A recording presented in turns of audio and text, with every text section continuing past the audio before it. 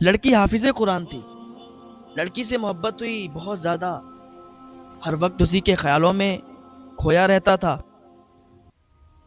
ایک دن اپنے گھر والوں کو بھیج کر لڑکی کے گھر لڑکی کا ہاتھ مانگ لیا، تو لڑکی کے گھر والے بھی راضی ہو گئے، شادی ہو گئی، دونوں آپس میں رہنے لگے، میاں بیوی رہتے رہے۔ محبت اتنی تھی کہ ایک گھڑی بھی لڑکا اپنی بیوی سے جدا نہیں ہونا تھا۔ لڑکے کو بیوی سے محبت اتنی تھی کہ لڑکی کو بیوی سے محبت اتنی تھی کہ ایک گھڑی بھی بیوی کو اپنے سے جدا نہیں کرتا تھا۔ بہت زیادہ محبت تھی، جو چاہتی بیوی وہ اس سے مانگتی تھی، اور جو مانگتی تھی وہ اسے پورا کر کے دیتا تھا۔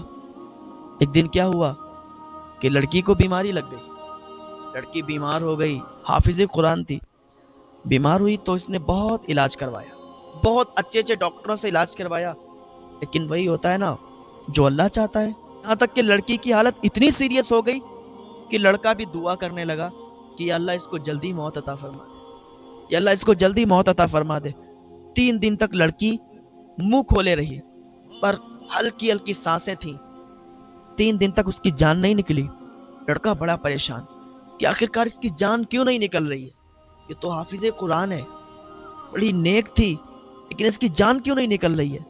لڑکے نے سورہ رحمان پڑھنا شروع کیا، لڑکے نے سورہ یاسین پڑھنا شروع کیا، دعائیں کرنا شروع کی، مولا اب تو اسے جلد سے جلد موت عطا فرما دے، جلد سے جلد اس کی روح کو نکال لے۔ خیر لڑکے کی دعا قبول ہوئی، تیسرے دن لڑکی کا انتقال ہو گیا۔ محبت تو بہت تھی، رویا بھی بہت، آنسو پوچھے، کفن دفن کیا، قبر بنا کی تیار ہو گئی، دفن کر دیا، اور بس وہاں سے واپس چلا آیا۔ 2-3 دن کے بعد اس کی تمنا ہوئی کہ میں اپنی بیوی کی قبر پر جاؤں، کچھ پڑھ کے چلا آؤں۔ 2-3 دن کے بعد قبر پر جب پہنچا تو قبر پر کتے بھونک رہے تھے، 4-5 کتے تھے جو کہ بھونک رہے تھے۔ اس نے سوچا قبر پر کتے کیسے آ گئے؟ جب قریب گیا تو وہ کسی اور کی قبر نہیں بلکہ اسی بیوی کی قبر تھی، اس کی اہلیہ کی قبر تھی۔ اس نے ایک ڈیلا اٹھایا، کتوں کو مارا، کتے بھاگ گئے۔ گھر پر آیا، بڑا تعجب تھا، بڑا عجیب لگ رہا تھا کہ یار ایسا کیسے ہو سکتا ہے، قبرستان کے اندر اور بھی قبریں ہیں، ہماری بیوی کی قبر پر اور پھر حافظ قرآن بیوی، اس کی قبر پر کتے کیوں بھونک رہے تھے؟ پوری رات اس بات نے اسے سونے نہیں دیا۔ 2-3 دن کے بعد پھر اسے تمنا ہوئی کہ میں اپنی بیوی کی قبر پر جاؤں۔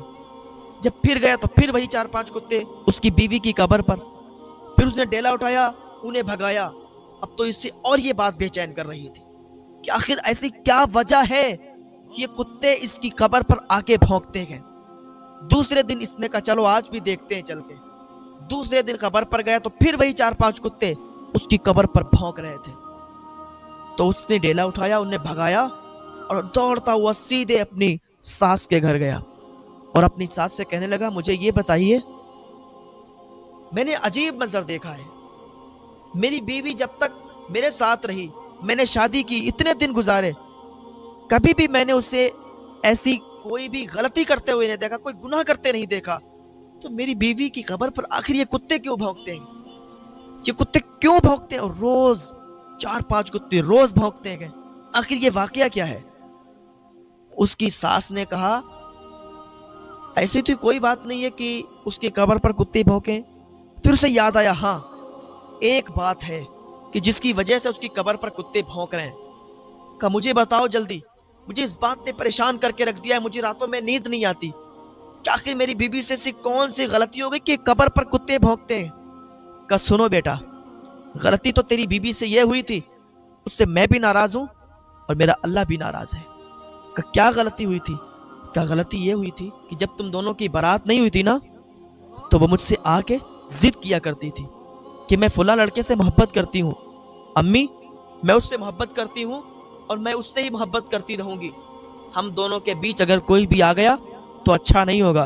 تو میں نے اس کو کئی بار سمجھایا کہ بیٹا بڑوں سے ایسے بات نہیں کرتے، اور خاص کر ماں باپ سے ایسے بات نہیں کرتے، تو اگر کسی سے محبت کرتی ہے تو دیکھیں گے تیرے رشتے کے بارے میں، سوچیں گے لڑکا اچھا ہے یا نہیں ہے، تب میں تیری آگے بات چلاؤں گی۔ لیکن اس کو کچھ سمجھ میں نہیں آتا تھا، وہ مجھ پر بھونکنے لگتی تھی، مجھے گالیاں دیتی تھی۔ ایک بار تو اس نے ایسا کیا کہ مجھے تھپڑ مار دیا اور کہا امی زیادہ مت بات کیا کرو، میں نے جو کہہ دیا وہی کہہ دیا۔ بہت سے بچے ہوتے ہیں لڑکوں کی تو بات الگ ہے.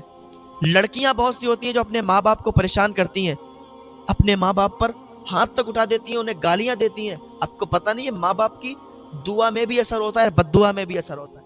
ماں باپ دعا کر دیں تو بچوں کے حق میں تو بچوں کی زندگیاں بن جاتی ہیں, اور ماں باپ بد دعا کر دیں تو بچوں کی زندگیاں تباہ و برباد ہو جاتی ہیں. آپ کیا سوچتے ہو صاحب؟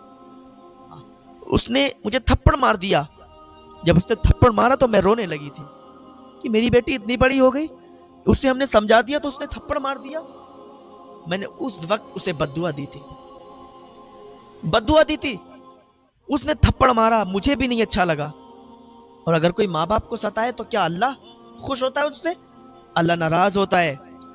اس نے مجھے ستایا, مجھے تھپڑ مارا, مجھے گالیاں دی, میں نے برداشت کیا. آج یہی سبب ہے کہ اس کی قبر پر کتے بھونکتے ہیں, اور صرف کتے ہی نہیں بلکہ اس کی قبر کے اندر عذاب بھی ہوتا ہو.